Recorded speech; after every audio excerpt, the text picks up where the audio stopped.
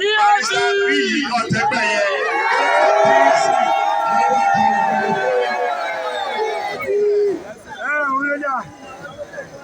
Ti House of Assembly. Ọjọ́ tí gbàtẹ́ ẹ̀rọ Honorable KLM lọ sí Àbújá, ẹ̀rọ àwọn lọ sí Abẹ́òkúta Ògbómọ̀ṣọ́. Ẹ̀dẹ̀ tó sọ pé iṣẹ́ tó ń ṣe ó tẹ̀yìn lọ́rùn torí náà wọ́n padà síbẹ̀. Tí wọ́n gbé bá ti ṣe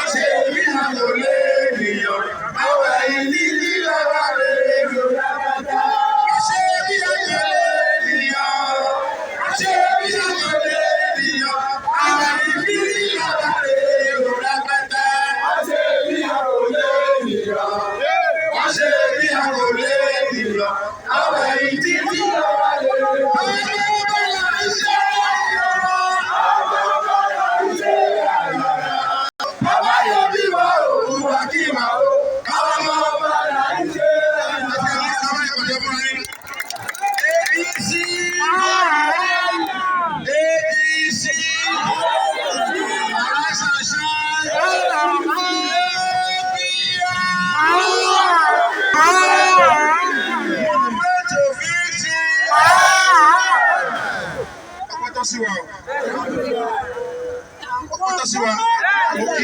gọ́ọ̀mù ní Excellency wa BOT kí ló pé o gọ́fúnà wa lọ́la ni ọ̀gá SIA o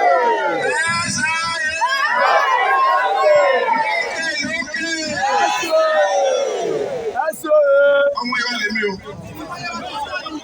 àsùndákẹ́ ìwà ò ní dákẹ́ àwọn iná ò ní sinmi ìwà ò ní dákẹ́ àwọn iná ò ní sinmi àdúrà máa gbà àdúrà máa gbà àdúrà máa gbà tí gómìnà yóò fi tẹ̀ wá lọ́wọ́ ìwà ò ní dákẹ́ àwọn iná ò ní sinmi ìwà ò ní dákẹ́ àwọn iná ò ní sinmi àdúrà máa gbà àdúrà máa gbà àdúrà máa gbà tí gómìnà yóò fi tẹ̀ wá lọ́wọ́. Amosu sọ fún wa, ọ̀gá tiwa ni Amosu. Síyá tiwa, ó ní ẹni tí a fẹ́ fi ṣe gómìnà lọ́sẹ̀ ìlélẹ́yìn. Abẹ́gbẹ́ bẹ́ẹ̀, yẹ wá wọ́n ìṣẹ́ ọ̀rọ̀ tẹ̀yìn o. Ní kó bá náà ń dúró kí orí sọ́wọ́n lọ sẹ́mi kò yé wọn ní o. Ó ti wà báyìí o. Kò yé wọn ní. Wọ́n mọ̀ wípé ìgbà làbúrò ẹnìkan tí kúrò tó ń gbà ẹ̀rọ. Ó sọ pé káwọn àyàn mẹ́bọ èyí tó lè ti ẹ̀kọ́ ọ̀fá jẹ́ àbẹ́ àwọn tí tó lè ti ẹ̀kọ́ ọ̀fá ìkọ̀ sí àwọn mẹ́bọ. This is our time. Kí ló sọ? This is our time. On the 11th of March, ẹ dìbò yín fún Barrister Bíyì Ọ̀tẹ́gbẹ̀yẹ. March 11th, ẹ dìbò yín ti gómìnà fún Barrister Bíyì Ọ̀tẹ́gbẹ̀yẹ BOT.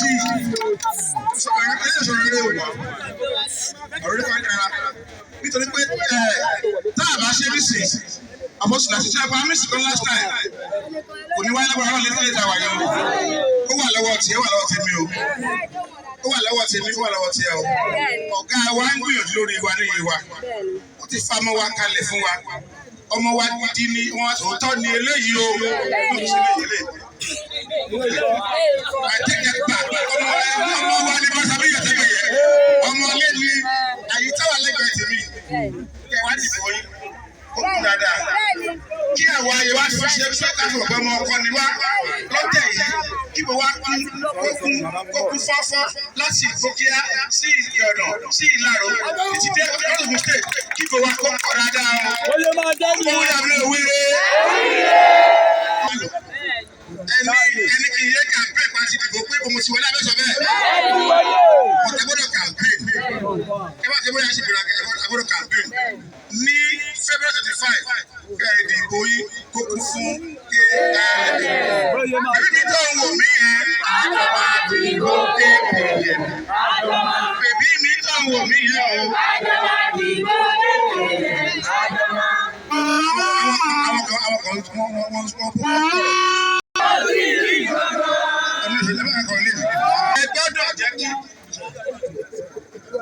Ṣílá Ajíbọ́lá ni ó fẹ́ ṣe àṣẹ́bìrì wa bí.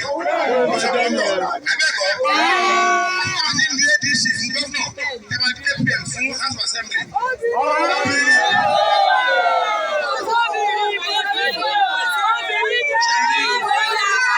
Kíkọ́ wá lè tọ̀ ju tọkùnrin lọ.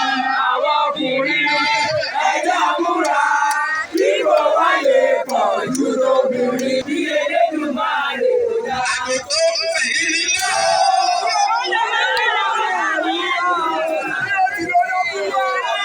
Ìṣe mo ṣe yìí, ìtura aláyọ̀ ọmọ ìṣe òye wá. Àgùntàn mi ṣe o, ọ̀pẹ̀ wá o, ẹ̀dìbò ìwé náà kàn yé wá lóko.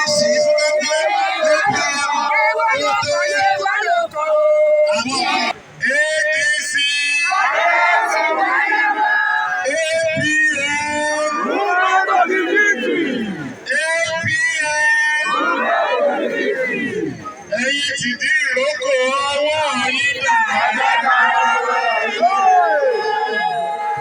Ẹ̀yin di ìrókò ọwọ́ yín dà.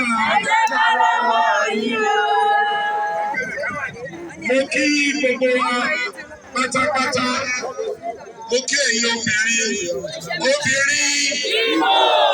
Òṣòbìnrin. Mo kí gbogbo ẹ̀yin youth pátápátá. Lọ́sà mẹ́ta fún youth o.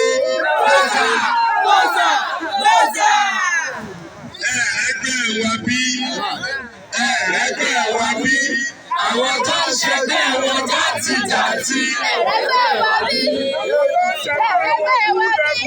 Mo kí gbogbo wa fojú sẹ́ni tó wà lẹ́gbẹ̀ẹ́ kó ní òkú oríire. Àní kò fojú sẹ́ni tó wà lẹ́gbẹ̀ẹ́ kó ní òkú oríire. Ìbò kù ọ̀sẹ̀ kan ní agbára Ọlọ́run. Next week ní Saturday a máa dìbò.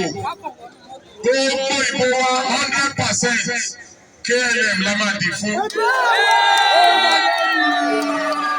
Wọ́n ti wọlé àbí wọ́n wọlé. Nítorí pé ní tí wọ́n ṣe dáadáa. Wọ́n bá lè ṣe ọdún mẹ́rin míì sí, wọ́n á tún ṣe dáadáa jù bẹ́ẹ̀ lọ. Ní ọjọ́ KLM ló máa wọlé o. March 11, àwa dìbò House of Assembly, àwa tún dìbò gómìnà. Ìbò House of Assembly ní agbára Ọlọ́run, Honorable Sikirat Ajíbọ́lá ló máa wọlé o.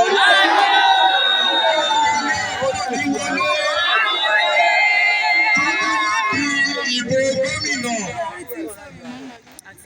Yewa lóko.